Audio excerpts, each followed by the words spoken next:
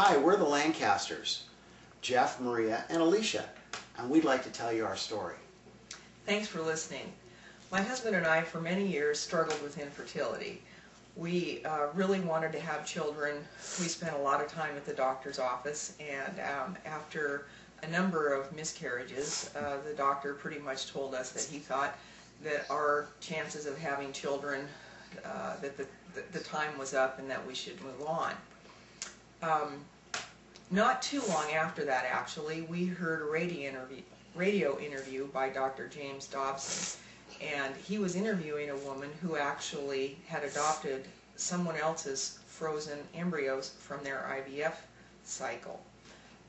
This sounded very interesting to us, and we followed up on it and called that adoption agency and went through the paperwork procedure, and we were actually matched with a family that had remaining embryos.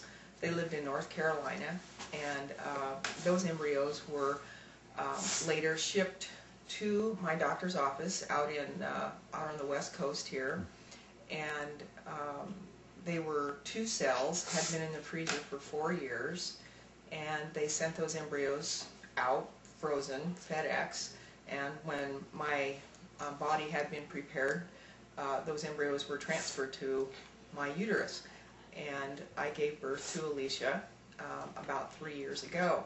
She's certainly the joy of our life, and one of the things that we've realized is that through this process,